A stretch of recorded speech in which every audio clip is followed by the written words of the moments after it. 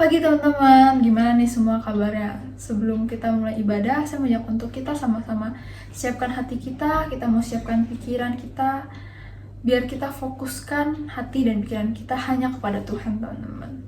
Saat teduh.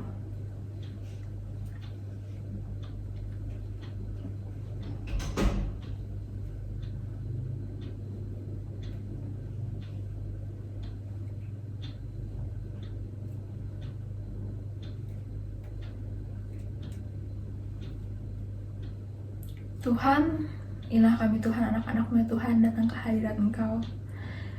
Tuhan, kiranya Engkau mimpin jalan ibadah kami dari awal hingga akhir ya Tuhan. Kau yang sertai, Kau yang pimpin, biarlah ibadah kami ini hanya untuk kemuliaan nama Engkau saja Tuhan. Dan biarlah nama-Mu saja yang dimuliakan melalui ibadah kami ini ya Tuhan. Dalam nama Tuhan Yesus kami berdoa ucap syukur. Amin. Mazmur 95 ayat 6-7. Masuklah, malah kita sujud menyembah, berlutut di hadapan Tuhan yang menjadikan kita. Sebab Dialah Allah kita dan kitalah umat gembalaannya dan kawanan domba tuntunan tangannya. Teman-teman, mari kita datang ke hadirat Tuhan dan kita mau menyembah Dia.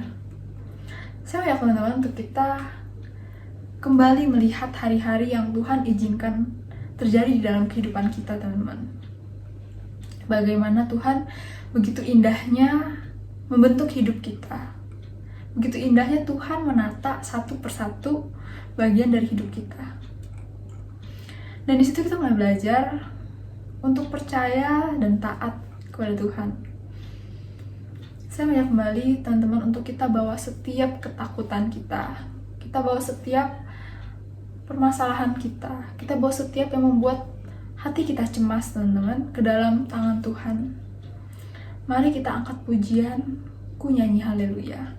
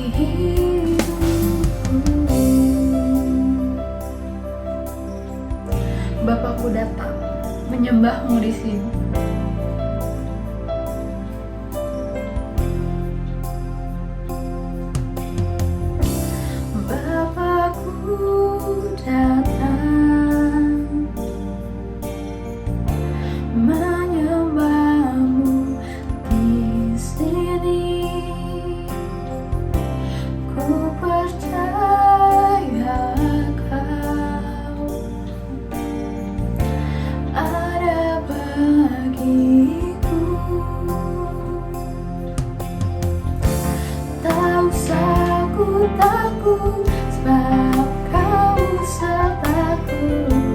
Tak usah ku bimbang, kau di dalamku. Tak usah ku cemas, kau menghiburku. Saat ku lemah, kau kuatku. Ku nyanyi haleluya, ku nyanyi haleluya. Sungguh kau hebat, ajaib perkasa perbuatanmu.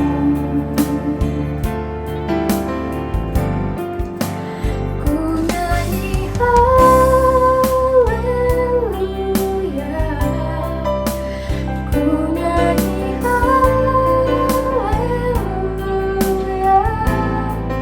Sungguh kau hebat, ajaib perkasa perbuatanmu. Di hidupku.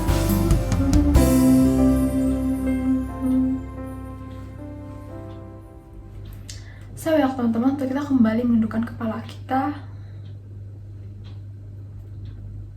Ada satu kata yang membuat hati Tuhan sedih, dan saya yakin teman-teman tahu kalau kata itu adalah dosa.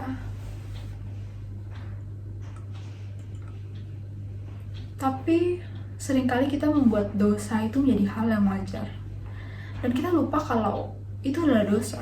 Itu adalah hal yang membuat hati Tuhan sedih. Seberapa sering kita tanda kutip menghalalkan dosa? Seberapa sering kita melukai hati Tuhan dengan dosa-dosa yang kita perbuat? Saya ajak teman-teman untuk kita kembali mengakui setiap dosa kita.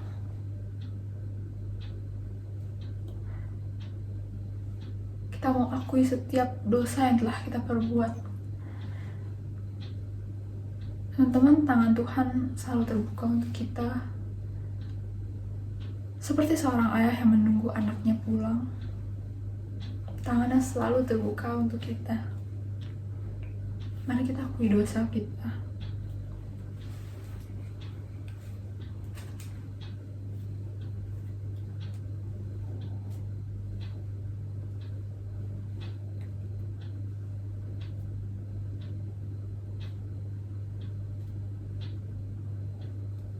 Tuhan, inilah kami Tuhan, anak-anak-Mu ya Tuhan, datang ke hadapan Engkau. Kami mengakui setiap dosa kami. Kayak Engkau yang hapuskan, Engkau yang sucikan, Engkau yang kuduskan ya Tuhan. Tuhan, sungguh bersyukur ya Tuhan atas kasih karunia Engkau yang begitu besar, di mana Engkau rela mati di kayu salib menebus dosa setiap kami. Tuhan, Engkau yang ampuni ya Tuhan setiap perbuatan dosa yang sering kami lakukan, yang sering membuat hati Engkau sedih ya Tuhan. Karena Engkau yang pimpin juga ya Tuhan, biarlah hidup kami bisa terus semakin serupa dengan Engkau ya Tuhan. Dalam nama Tuhan Yesus kami berucap syukur. Amin. Mari kita angkat pujian Kasih-Mu tiada duanya.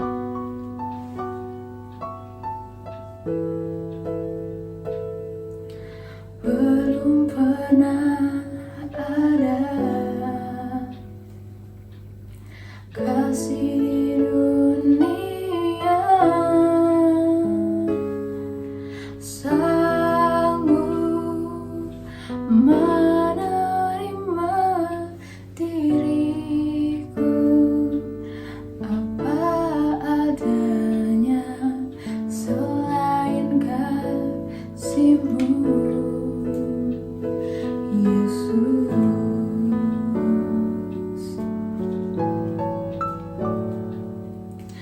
Takkan ada lagi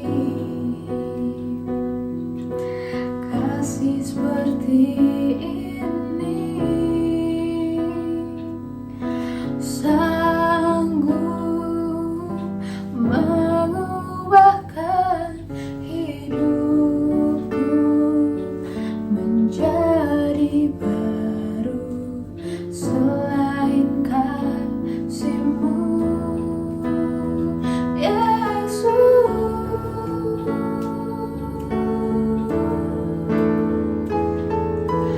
Kau kagumi dalam hati, kasih-Mu tiada duanya.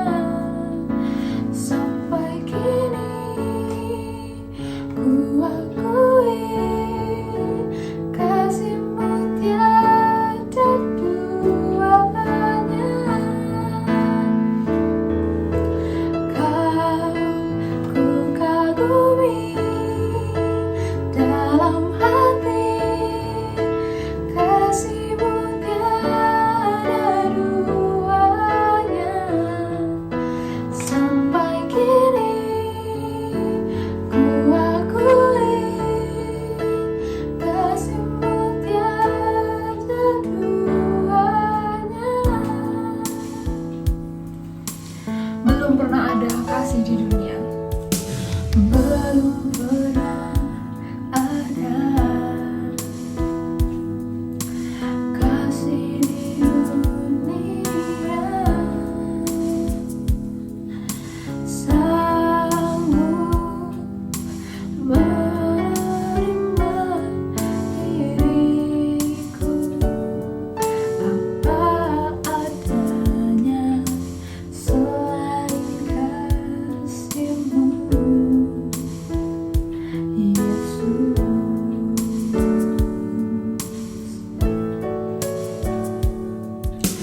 Takkan ada lagi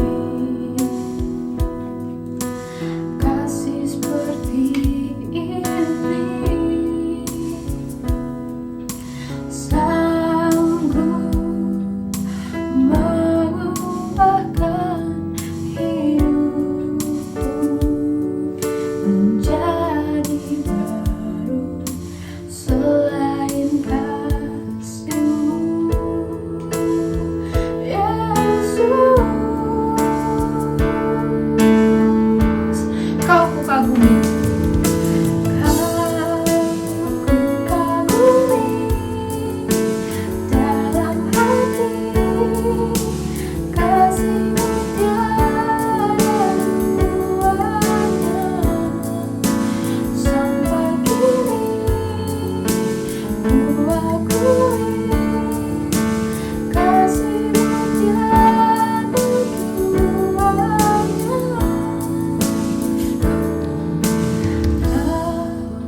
Ku kagumi dalam hati, kasih-Mu tiada duanya. Sampai kini ku akui, kasih-Mu tiada duanya. Teman-teman usahakan untuk bangkit berdiri. Efesus 2 ayat 8. Sebab karena kasih karunia kamu diselamatkan oleh iman. Itu bukan hasil usahamu, tetapi pemberian Allah. Itu bukan hasil pekerjaanmu. Jangan ada orang yang memegahkan diri. Teman-teman, Tuhan kita adalah Tuhan yang penuh kasih setia. Kasih setia tak pernah berkesudahan, teman-teman. Dimanapun kita berada, kasih-Nya selalu ada untuk kita. Mari kita angkat pujian, bersyukurlah.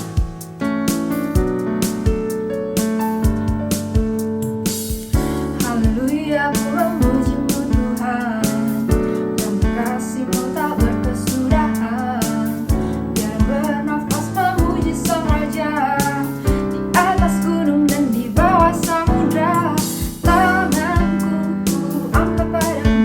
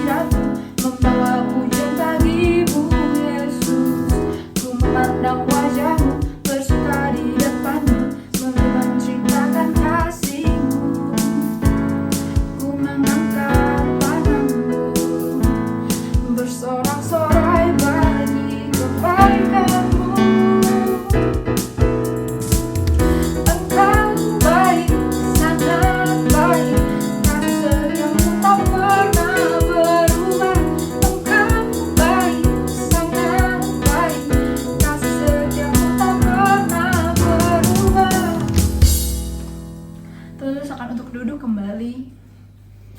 Sebelum mendengarkan firman Tuhan, saya mengajak teman-teman untuk kita angkat satu buah pujian yang berjudul Tuhan Inilah Hidupku. Biarlah lagu ini bisa menjadi doa kita teman-teman, dimana kita bisa memberikan seluruh hidup kita ke dalam tangan Tuhan. Biarlah kita bisa jadi terang dimanapun kita berada. Biarlah Tuhan yang pimpin kita, dimana kita juga bisa belajar untuk taat dengan apa yang Tuhan mau, apa kehendak Tuhan. Mari teman-teman, kita angkat pujian Tuhan Inilah Hidupku.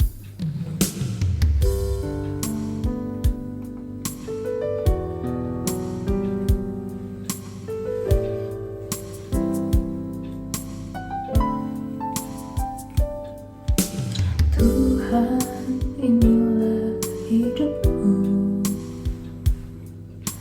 ku serahkan padamu segala cita-citaku, masa depanku menjadi milikmu. Jadikan kami terangmu di tengah kegelapan dunia, membawa bangsa-bangsa kepadamu. Tuhan, ini kerinduanku, bagimu Tuhan seluruh hidupku. Pakailah Tuhan bagi kemuliaan-Mu, genapi seluruh rencana-Mu, sampai bumi penuh kemuliaan-Mu. Tuhan inilah hidupku, Tuhan inilah hidupku, ku serahkan padamu segala cita-citaku, masa depanku menjadi milikmu. Jadikan kami terangmu di tengah kegelapan dunia, membawa bangsa-bangsa kepadamu. Tuhan, ini kerinduanku, bagimu Tuhan seluruh hidupku. Pakailah Tuhan bagi kemuliaan-Mu, genapi seluruh rencana-Mu, sampai bumi penuh kemuliaan-Mu. Bagimu Tuhan seluruh hidupku, pakailah Tuhan bagi kemuliaan-Mu, genapi seluruh rencana-Mu, sampai bumi penuh kemuliaan-Mu, genapi seluruh rencana-Mu, sampai bumi penuh kemuliaan-Mu. Firman Tuhan.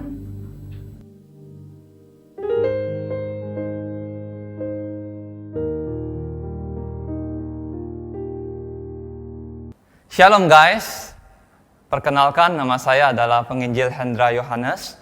Bersyukur pada kali ini diberikan kesempatan untuk melayani pemberitaan firman Tuhan di Glory Generation Komisi Remaja GKBJ Samanhudi. Pada hari ini kita akan bersama-sama belajar bagian firman Tuhan yang berbicara tentang satu tema yang menarik, mirroring, imitators of God.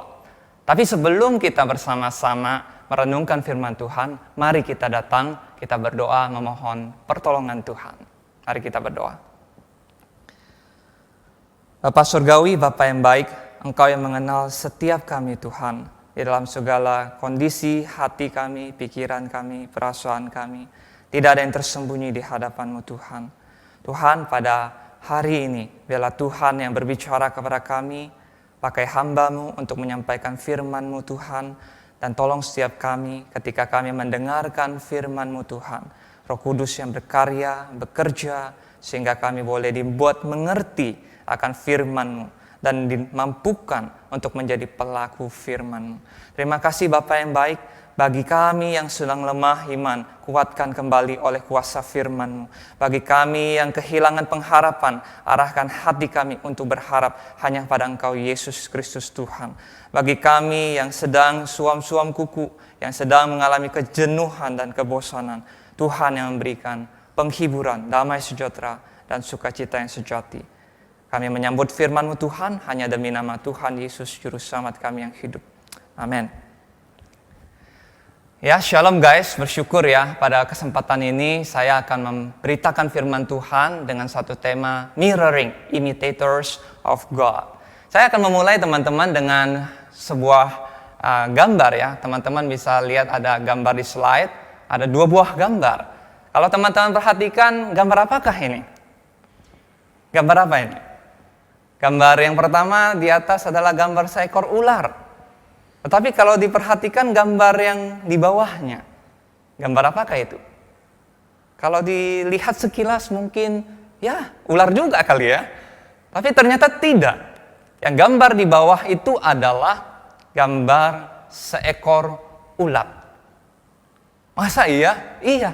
Itu adalah gambar seekor ulat yang hidup di hutan hujan tropis yang bentuknya memang menyerupai ular.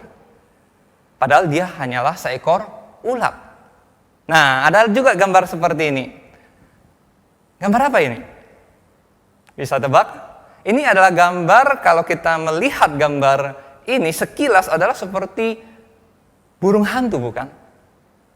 Kalau kita lihat pada gambar yang di bawah, itu adalah gambar burung hantu dengan tatapannya yang tajam. Tapi kalau kita lihat gambar di atasnya, mirip juga sih, warnanya coklat ya, ada kuning, ada hitam, dan bentuknya mirip-mirip lah, serupa, mirip gitu ya. Dan itu ternyata bukanlah burung hantu kalau gambar di atasnya. Gambar di atasnya itu adalah gambar kupu-kupu. Loh kok bisa? Nah, kalau gambar utuhnya kira-kira seperti ini teman-teman. Ada yang namanya disebut mimikri. Kalau kita belajar biologi, ada namanya yang disebut mimikri. Yaitu suatu makhluk hidup, dia meniru atau menyerupai atau mirip bentuknya, warnanya, perilakunya dengan binatang atau makhluk hidup yang lain. Tujuannya apa? Tujuannya supaya musuh atau pemangsa, predator tidak memangsa mereka. Justru takut. Kenapa? Karena makhluk hidup yang diserupai, yang mirip itu adalah pemangsa juga. Jadi kalau kita melihat tadi ulat itu, kalau misalnya ada di dekat dedaunan di pohon, terus dilihat oleh makhluk hidup yang lain, itu seperti ular. Siapa yang mau macam-macam sama ular gitu ya? Berbahaya ya, binatang berbahaya. Tapi kalau kita juga lihat contoh yang lain, misalkan kupu-kupu ini. Kalau dilihat, seperti burung hantu, nanti bisa dimangsa. Jadi binatang-binatang ini memiliki perilaku atau bentuk yang menyerupai binatang yang lain dengan maksud tertentu. Dalam hal ini mengelabui musuh atau supaya tidak diserang oleh predator. Teman-teman, inilah yang disebut mimikri. Tindakan menyerupai makhluk hidup yang lain, spesies yang lain, seperti itu ya. Nah, apa hubungannya dengan yang hari ini kita akan pelajari? Mimikri ini kan menyerupai sesuatu, menyerupai makhluk hidup yang lain. Dan hari ini kita akan juga belajar tentang menyerupai Tuhan. Imitators of God. Nah, teman-teman, kalau kita mendengar kata imitator Allah, imitators of God, maksudnya gimana? Bukankah kalau kita diceritakan dari guru sekolah minggu kita, atau kita dengar khotbah, atau kita baca Alkitab, kan katanya manusia Adam dan Hawa diusir dari Taman Eden. Karena apa? Karena mereka sudah mau menjadi sama seperti Allah. Loh, kalau begitu itu dosa. Loh, kenapa sekarang kita disuruh belajar tentang imitator Allah? Bukannya kita nggak boleh menjadi sama seperti Allah begitu ya? Bukannya gara-gara Adam dan Hawa kena tipu, kena jatuh dalam tipu muslihatnya si jahat, maka mereka mau menjadi sama seperti Allah, melawan Tuhan, memberontak, memakan buah yang terlarang, dan akhirnya diusir dari Taman Eden. Dan kita semua ada di dalam dosa karena semua manusia sudah memberontak dan melawan Tuhan. Pengen jadi sama seperti Tuhan. Lah, gimana sih konsepnya? Apakah kita boleh, atau memang firman Tuhan memanggil kita untuk menjadi seperti Allah, mengimitasi Allah? Nah, gimana nih konsepnya ya? Kita akan sama-sama belajar dari firman Tuhan hari ini. Demikian firman Tuhan saya bacakan dari Efesus pasal yang kelima, ayat yang pertama sampai yang kedua. Sebab itu jadilah penurut Allah seperti anak-anak yang kekasih. Dan hiduplah di dalam kasih sebagaimana Kristus Yesus juga telah mengasihi kamu.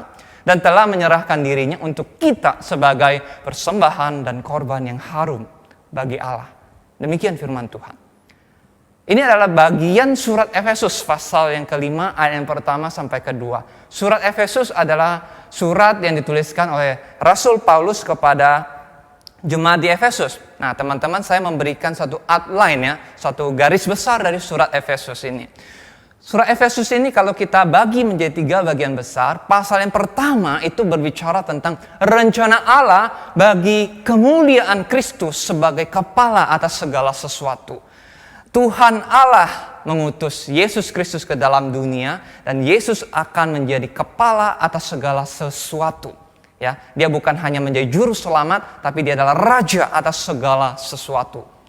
Pasal kedua sampai ketiga di dalam surat Efesus berbicara tentang apa? Berbicara tentang anugerah keselamatan dari Allah dan pendamaian melalui salib Kristus. Orang Yahudi, orang non-Yahudi terpisah, tetapi melalui Yesus Kristus, melalui salib Tuhan Yesus Kristus, keduanya dipersatukan menjadi satu umat Allah, menjadi satu gereja yang satu gereja yang utuh di dalam karya Yesus Kristus. Dan pasal keempat sampai keenam itu berbicara tentang cara hidup umat Allah. Baik itu secara personal, ya secara pribadi maupun secara kolektif. Sebagai sesama saudara-saudari seiman di dalam kehidupan bergereja sebagai sesama orang-orang percaya. Itu kurang lebih gambaran garis besar dari surat Efesus. Guys, ini kalau kita perhatikan di Efesus 5 ayat 1, saya ambilkan di sini sebuah terjemahan English Standard Version dan juga terjemahan yang lain juga menerjemahkan dengan sama, New American Standard Bible. Diterjemahkan di sini, therefore be imitators of God as beloved children. Therefore, sebab itu, karena itu. Tunggu. Ini berarti bukan sesuatu yang tidak ada asal-usulnya. Berarti ada alasannya. Nah, kita akan melihat konteks dari perikop sebelumnya ya. Apa maksudnya? Sebab itu. Apa alasannya? Apa yang menjadi dasar ketika Rasul Paulus menuliskan sampai kepada Efesus 5 ayat 1? Sebab apa? Nah, kalau kita melihat konteks dari pasal sebelumnya, yaitu pasal keempat dari surat Efesus, itu berbicara tentang manusia lama dan manusia baru. Maksudnya bagaimana? Manusia lama dan manusia baru. Nah, kita akan melihat sama-sama lebih jauh. Nah, kalau kita perhatikan di pasal 4 ayat yang ke-20 sampai ke-24 dikatakan demikian. Tetapi kamu bukan demikian karena kamu telah belajar mengenal Kristus. Karena kamu telah mendengar tentang Dia dan menerima pengajaran di dalam Dia menurut kebenaran yang nyata dalam Yesus. Yaitu bahwa kamu berhubung dengan kehidupan kamu yang dahulu harus menanggalkan manusia lama yang menemui kebinasaannya oleh nafsunya yang menyesatkan, supaya kamu dibaharui dalam roh dan pikiranmu, dan mengenakan manusia baru yang telah diciptakan menurut kehendak Allah di dalam kebenaran dan kekudusan yang sesungguhnya. Teman-teman, saya memberikan penekanan ya, emphasis di beberapa bagian di pasal 4 ini ya. Misal di ayat 21, kebenaran yang nyata dalam Yesus ya. Jadi ini berbicara tentang bagaimana orang-orang yang tadinya belum percaya menjadi percaya kepada Tuhan Yesus. Ayat 22, di sana disebutkan kata kehidupan kamu yang dahulu, kehidupan dulu sebelum mengenal Tuhan Yesus, kehidupan di dalam dosa, kehidupan di dalam kegelapan, di dalam tidak mau menaati atau mengikuti Tuhan. Dan disebutkan juga di ayat 22 di situ, kamu harus menanggalkan manusia lama. Manusia lama ya. Kemudian ayat 24 dikatakan, dan mengenakan manusia baru yang telah diciptakan menurut kehendak Allah. Jadi ada dua kontras nih, ada perbedaan. Manusia lama di dalam dosa, manusia baru di dalam Yesus Kristus. Oke, kita akan lanjutkan.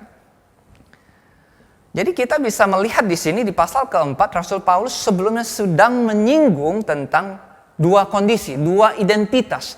Manusia lama dan manusia baru. Manusia lama itu di dalam dosa, di dalam kegelapan, di dalam pemberontakan, tidak mengenal Tuhan. Dan manusia baru adalah orang-orang yang percaya kepada Tuhan Yesus, yang diselamatkan oleh anugerah Allah di dalam Kristus Yesus. Ini bicara apa? Ini bicara identity. Identitasnya apa? Nah, kalau kita merenungkan bagaimana dengan identitas kita? Apakah kita ada pada identitas manusia lama yang tidak mau sungguh-sungguh percaya pada Tuhan Yesus? Atau identitas yang baru, di manusia baru di dalam Kristus. Guys, kalau kita perhatikan juga di pasal 4 ayat 17 dikatakan, sebab itu kukatakan dan kutegaskan ini kepadamu di dalam Tuhan. Jangan hidup walk lagi sama seperti orang-orang yang tidak mengenal Allah, dengan pikirannya yang sia-sia dan pengertiannya yang gelap, jauh dari hidup persekutuan dengan Allah karena kebodohan yang ada di dalam mereka dan karena kedegilan hati mereka. Pasal 4 ayat 17 sampai ke 18. Jadi itu berbicara tentang bagaimana orang-orang yang dahulu hidup dalam dosa itu dikatakan pakai kata walk. Kalau terjemahan Inggris banyak menerjemahkan walk, berjalan. Maksudnya apa? Itu bicara tentang gambaran gaya hidup. Orang-orang hidup di dalam apa sih? Cara hidupnya bagaimana sih? Cara hidupnya mengenal Tuhan atau melawan Tuhan. Ya, jadi ketika dikatakan jangan hidup, jangan berjalan lagi sama seperti orang-orang yang tidak mengenal Allah, maksudnya itu manusia lama. Orang-orang yang tidak percaya kepada Tuhan Yesus. Orang-orang yang tidak sungguh-sungguh mau menyerahkan hidupnya, percaya dan beriman kepada Tuhan Yesus Kristus. Jangan hidup sama seperti mereka. Ini yang disampaikan firman Tuhan melalui Rasul Paulus kepada jemaat di Efesus. Nah, kalau kita perhatikan, ini bicara apa sih? Tadi kita sudah melihat manusia lama, manusia baru itu pertama berbicara tentang identity. Identitasnya apa nih? Apakah manusia dalam dosa, manusia lama di dalam kegelapan, atau manusia baru di dalam Yesus Kristus, di dalam pengenalan akan Allah, di dalam anugerah Allah yang menyelamatkan kita, orang-orang yang percaya. Tetapi itu juga berbicara tentang way of life. Jalan, cara kita menjalani kehidupan hari demi hari. Teman-teman, kalau itu bicara identitas, itu terpaut, berhubungan, terkait dengan bagaimana seseorang itu menjalani kehidupan. Bagaimana way of life-nya, bagaimana jalan cara dia menjalani hari-harinya.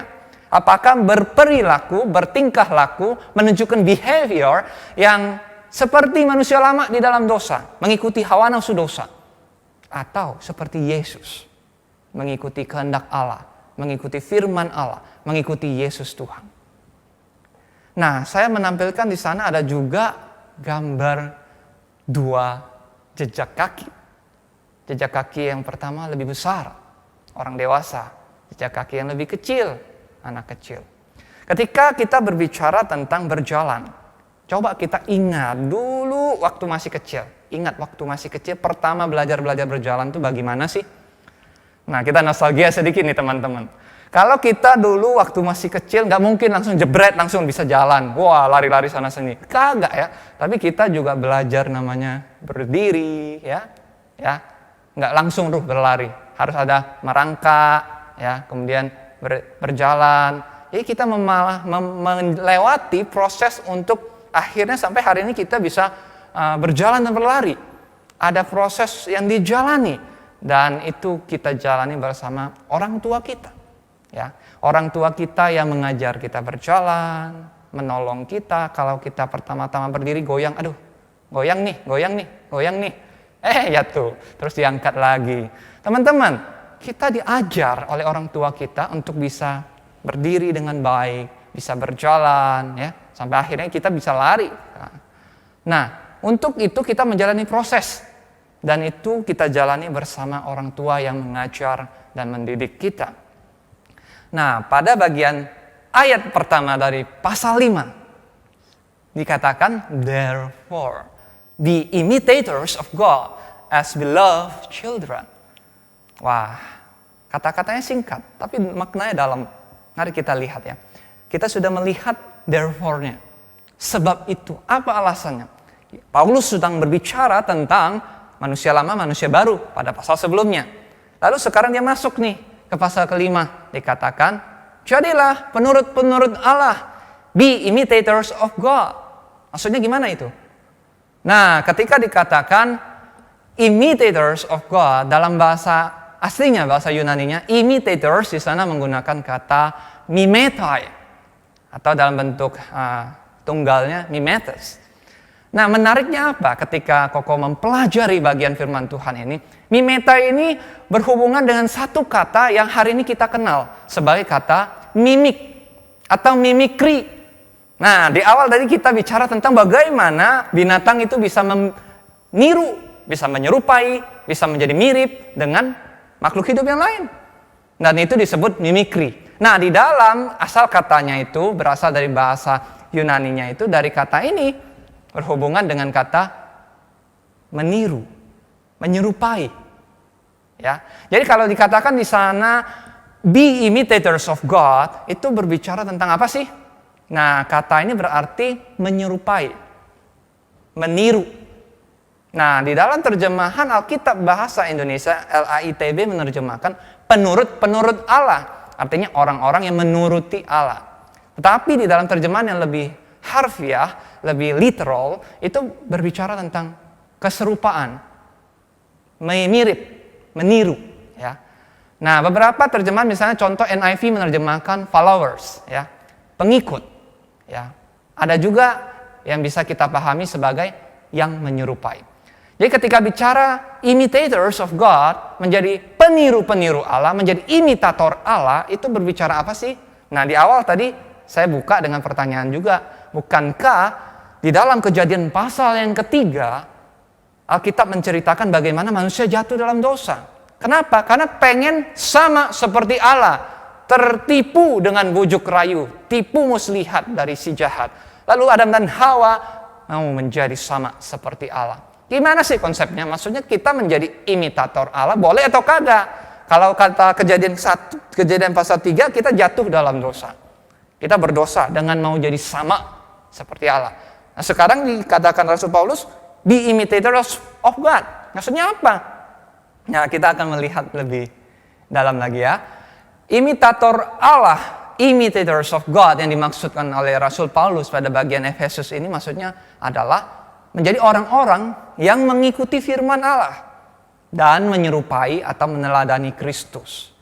Kalau kita membandingkan kisah kejatuhan Adam dan Hawa ke dalam dosa, Kejadian pasal yang ketiga, mereka mau menjadi sama seperti Allah dalam pengertian mereka menolak firman Allah.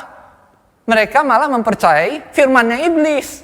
Mereka malah mempercayai si jahat. Lebih yakin dan percaya dengan perkataan si jahat daripada perkataan Tuhan. Beda ya. Jadi ketika dikatakan manusia jatuh dalam dosa, Kejadian pasal yang ketiga, mereka memilih untuk jatuh mengikuti yang bukan firman Tuhan. Perkataan si jahat, tipu muslihat si jahat, bujuk rayu si jahat. Untuk mengikuti keinginan mereka sendiri menjadi sama seperti Allah. Padahal kalau teman-teman baca di Kejadian pasal 1 ya, sudah disampaikan itu ketika hari ke-6 Tuhan menjadikan manusia itu dikatakan sesuai gambar dan rupa Allah. Dia sudah menyerupai Allah, mencerminkan Allah. Tetapi tertipu dengan tipu daya si jahat. memberontak, memilih yang salah. Jadi bukan mengikuti, bukan menaati, malah memberontak terhadap firman Allah. Dan itu berbicara tentang imitator Allah, berbicara tentang menyerupai, meneladani Yesus Kristus Tuhan. Yesus adalah Tuhan yang menjadi manusia, yang menunjukkan bagaimana menjadi manusia yang sejati, bagaimana menjadi manusia yang tetap taat kepada firman Allah, menjadi manusia yang menunjukkan kasih, hidup di dalam kasih dan ketaatan kepada Allah Bapa. Jadi ketika dikatakan Rasul Paulus, jadilah imitator Allah, be imitators of God, maksudnya kita dipanggil untuk mengikuti firman Allah, bukan mengikuti hawa nafsu dosa seperti manusia lama. Kita dipanggil untuk mengikuti, menaati firman Allah dan menjalani pertumbuhan menjadi serupa dengan Yesus Kristus, serupa dengan gambar Kristus Yesus. Nah, begitu maksudnya teman-teman. Jadi ketika dikatakan be imitators of God, bukan dipanggil untuk menjadi pemberontak, bukan dipanggil untuk menjadi jatuh lagi dalam dosa, atau seperti Adam dan Hawa ingin menjadi sama seperti Allah, ingin setara dengan Allah. Tidak. Maksudnya adalah seperti apa? Seperti yang tadi saya sampaikan. Koko sampaikan tadi, mengikuti firman Allah dan serupa dengan Yesus Kristus Tuhan. Nah, kalau kita perhatikan kembali firman Tuhan di Efesus pasal 5 ayat 1 ini dikatakan, therefore be imitators of God as beloved children.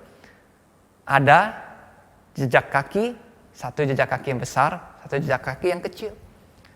Kita adalah anak-anak Allah yang dibimbing oleh Tuhan, berjalan dari satu hari demi satu hari untuk semakin serupa dengan Yesus Kristus.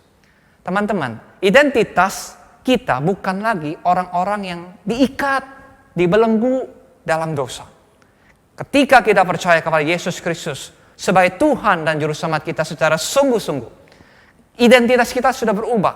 Identitas kita menjadi manusia baru, menjadi anak-anak Allah di dalam Yesus Kristus. Kita ini diangkat, diadopsi menjadi anak-anak yang dikasihi oleh Allah Bapa. Padahal kita orang berdosa. Padahal kita orang yang memberontak. Padahal kita adalah manusia lama dahulunya. Kita diselamatkan oleh anugerah Allah dalam Yesus. Dan dijadikan anak-anak Allah di dalam Tuhan Yesus Kristus. Kita dibimbing untuk hari demi hari berjalan.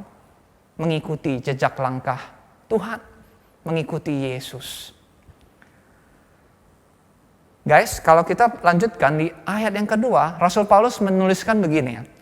And walk in love as Christ loved us and gave himself up for us. A fragrant offering and sacrifice to God. Christ loved us and gave himself up for us.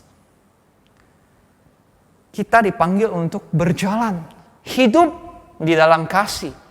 Bukan dengan kasih yang kita punya dari diri kita sendiri.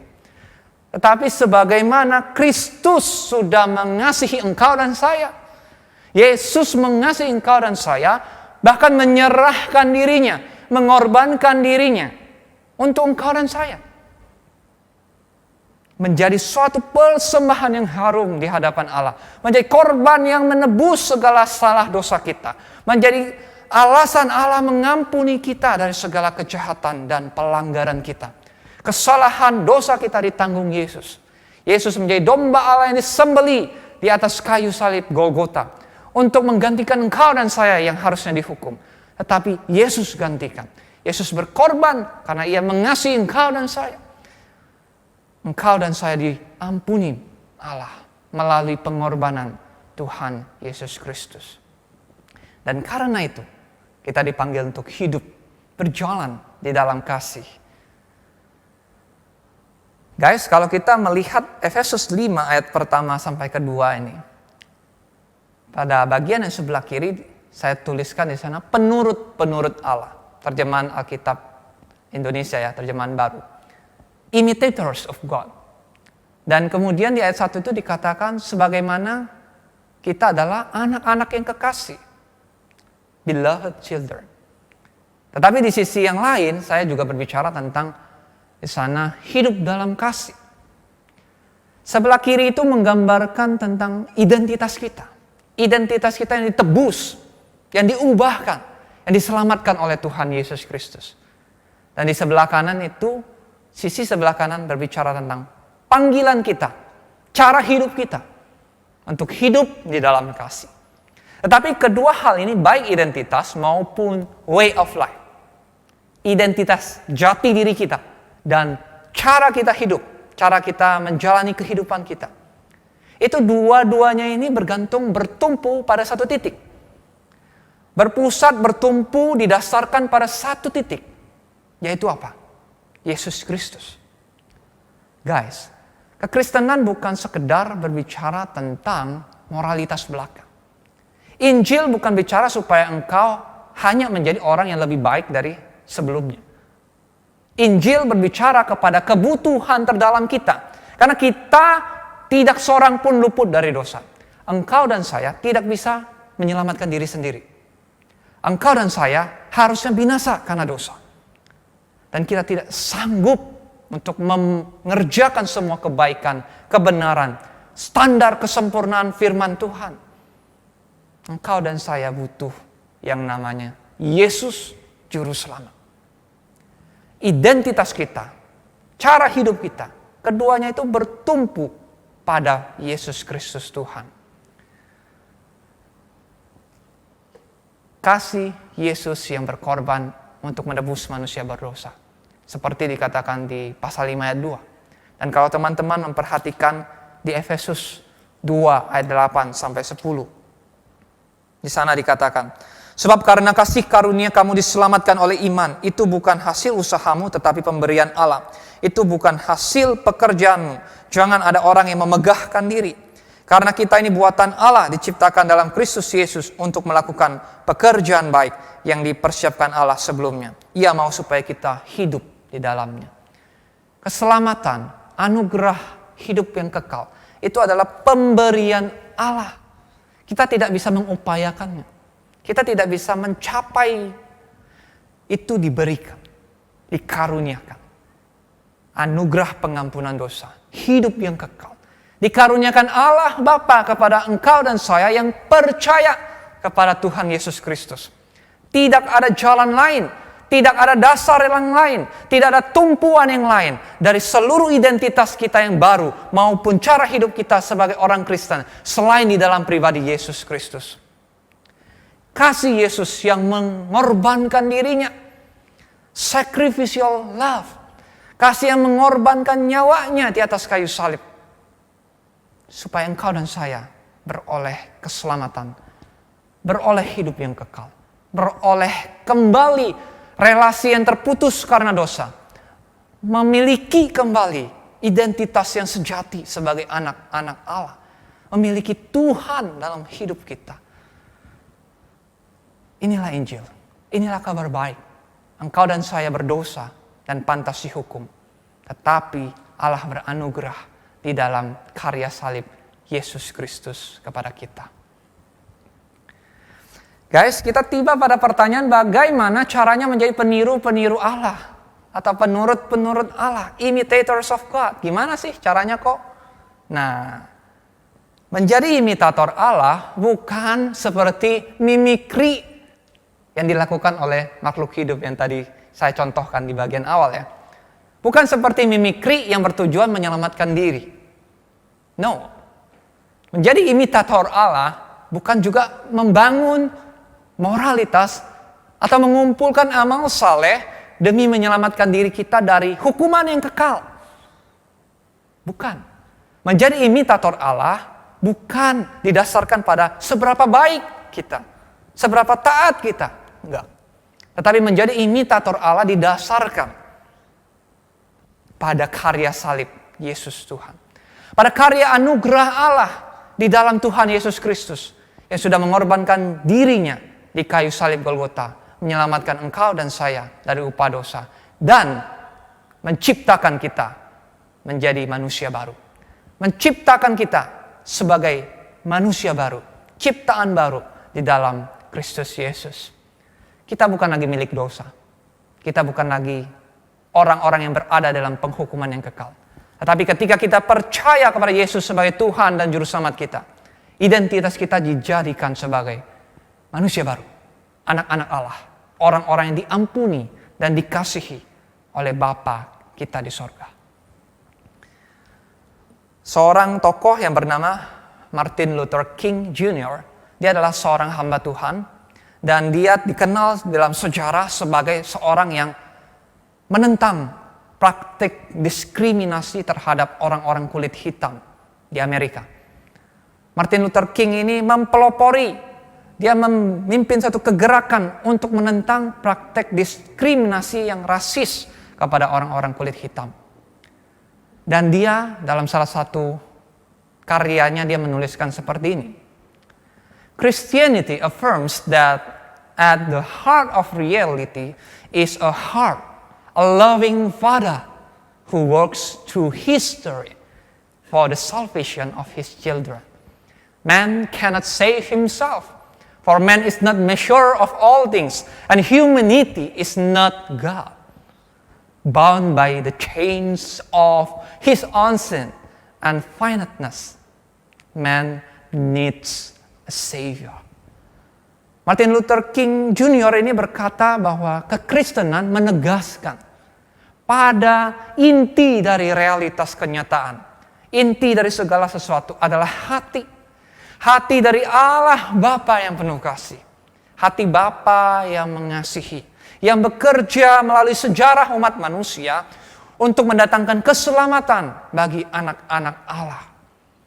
Manusia tidak dapat menyelamatkan dirinya sendiri. Karena manusia bukanlah ukuran segala sesuatu. Manusia bukanlah apa-apa. Manusia bukan Allah. Manusia tidak bisa menyelamatkan diri sendiri. Manusia bukan Tuhan.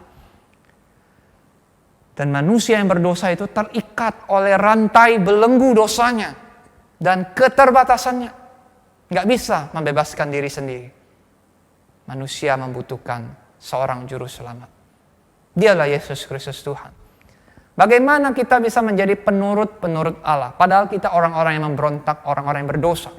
Bagaimana kita bisa menjadi peniru-peniru Allah, padahal kita lebih banyak melakukan keberdosaan, perbuatan dosa, mulut kita kotor, pikiran kita kotor, kita mengerjakan hal-hal yang menyakiti orang di sekitar kita. Kita tidak benar, kita berdosa. Bagaimana kita bisa menjadi imitator atau peniru Allah, sementara kita orang berdosa? Semua hanya dimungkinkan ketika anugerah Allah mengubahkan engkau dan saya.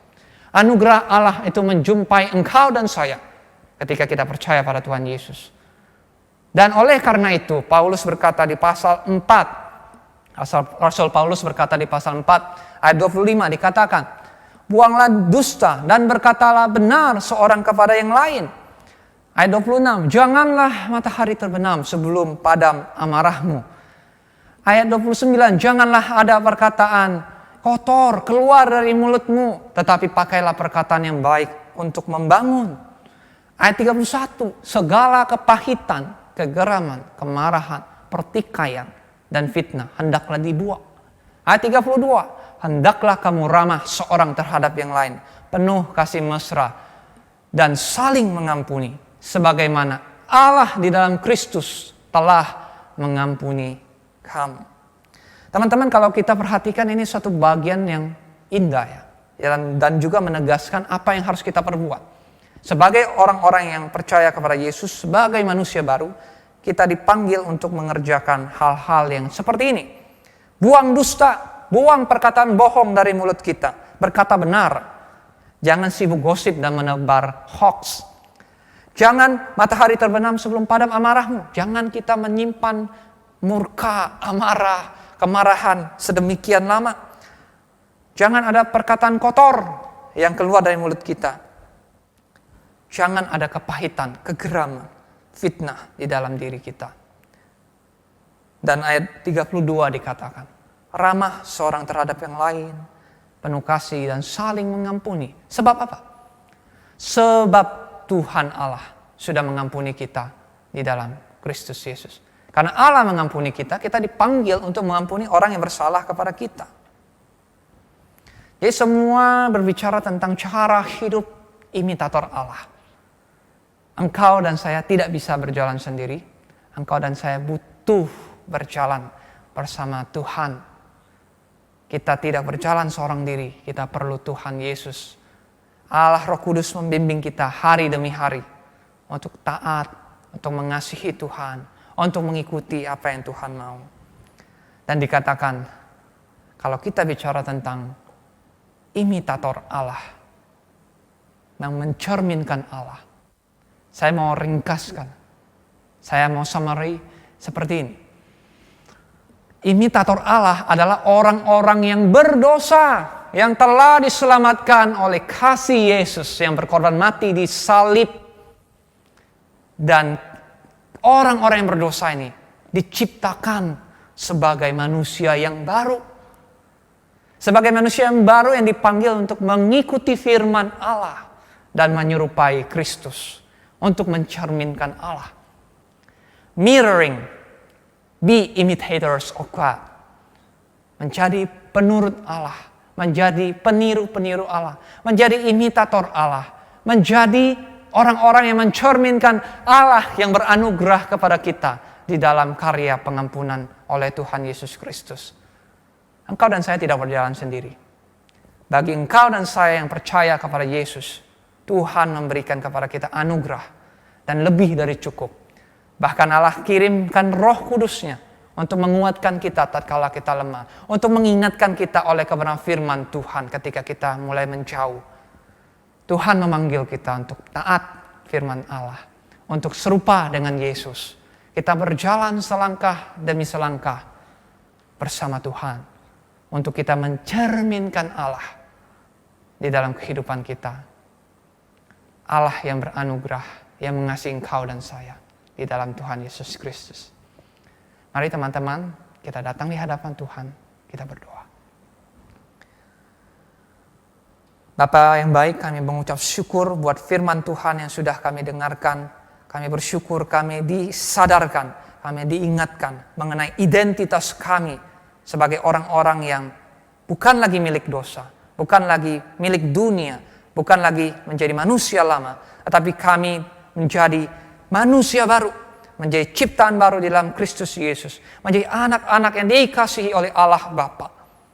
Dan kami dipanggil untuk menjalani suatu cara kehidupan yang serupa dengan Yesus, mengikuti Engkau Yesus Tuhan.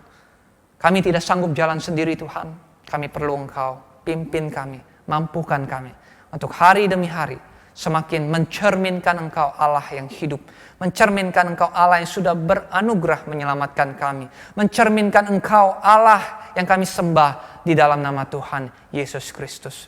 Terima kasih Bapa yang baik. Berkati anak-anak-Mu Tuhan, di mana-mana pun yang mendengarkan khotbah ini. Biarlah Tuhan berbicara kepada kami dan memanggil kami kembali kepada Engkau sendiri Yesus. Bahwa seluruh kehidupan, identitas kami, cara kami menjalani hidup, kembali kepada Injil-Mu Tuhan. Kembali kepada Engkau Yesus yang mengasihi kami dan memampukan kami untuk hidup mencerminkan Allah yang penuh kasih dan mengasihi kami di dalam Yesus. Terima kasih Bapa yang baik, dalam nama Yesus kami sudah berdoa, Tuhan dan Juru Selamat kami. Amin. Tuhan memberkati.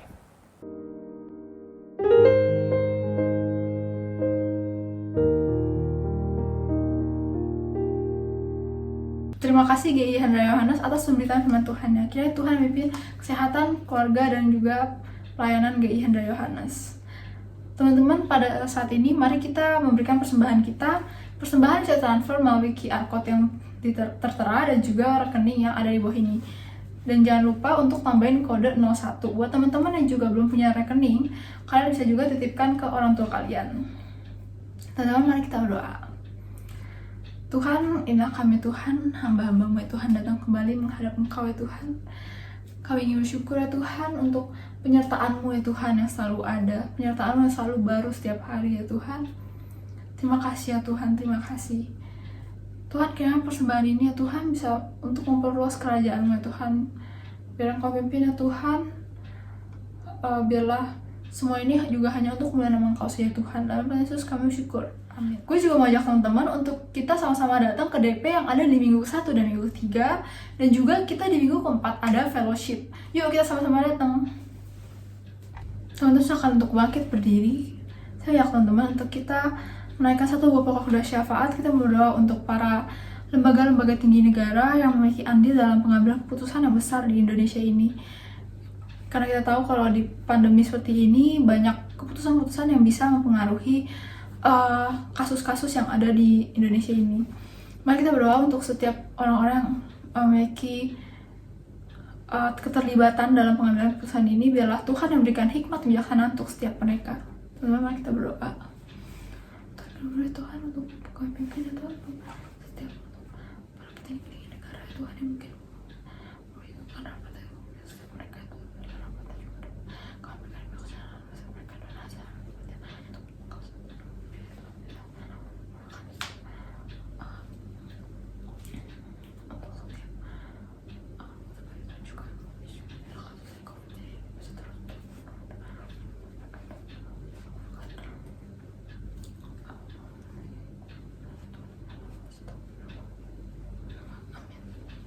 Amin. Dengan tetap bangkit berdiri, mari kita mengakui iman kita dengan pengakuan iman rasuli. Aku percaya kepada Allah, Bapa yang Maha Kuasa, Khalik langit dan bumi, dan kepada Yesus Kristus, Anaknya yang tunggal Tuhan kita, yang dikandung daripada Roh Kudus, lahir dari anak darah Maria, yang menderita sengsara di bawah pemerintahan Pontius Pilatus, disalibkan, mati dan kuburkan, turun ke dalam kerajaan maut. Pada hari yang ketiga bangkit pula di antara orang mati, naik surga, duduk sebelah kanan Allah, Bapa yang Maha Kuasa, dan dari sana yang akan datang untuk menghakimi orang yang hidup dan mati. Aku percaya pada Roh Kudus, gereja yang kudus dan am, persekutuan orang kudus, pengampunan dosa, kebangkitan tubuh dan hidup yang kekal. Amin. Roma 11 ayat 36, sebab segala sesuatu adalah dari Dia dan oleh Dia dan kepada Dia, bagi Dialah kemuliaan sampai selama-lamanya. Segala kemuliaan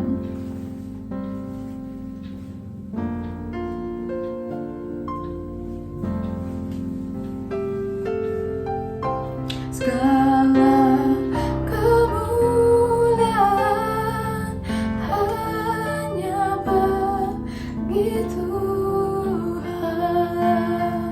segala hormat pujian hanya bagi Tuhan,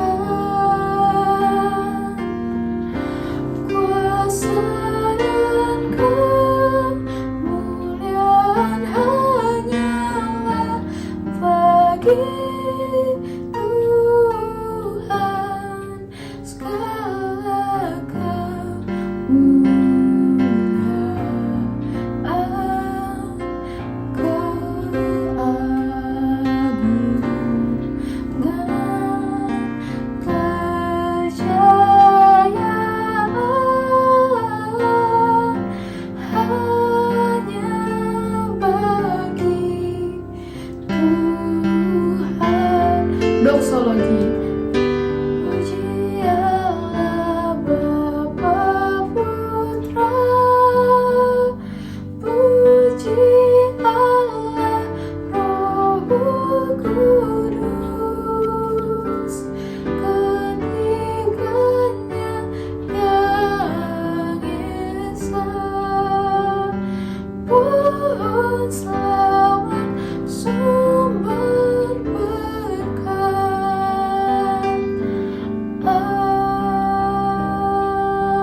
Amin.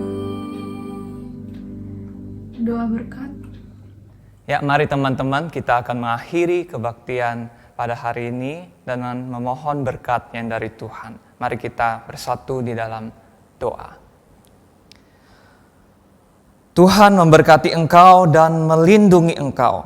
Tuhan menyinari engkau dengan wajah-Nya dan memberi engkau kasih karunia. Tuhan menghadapkan wajah-Nya kepadamu dan memberi engkau damai sejahtera.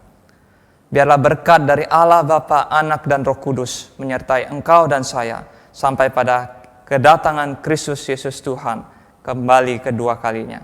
Tuhan, Engkaulah yang dipermuliakan di atas segala-galanya. Dalam nama Yesus Kristus kami berdoa. Amin. Tuhan memberkati. Bapak, terima kasih. Terima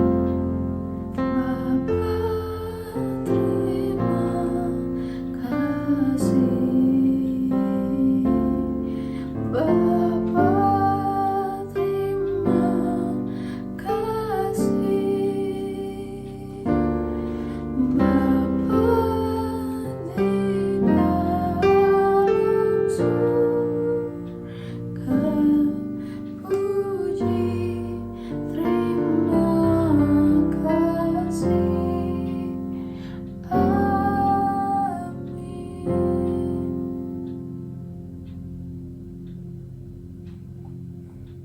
Aduh.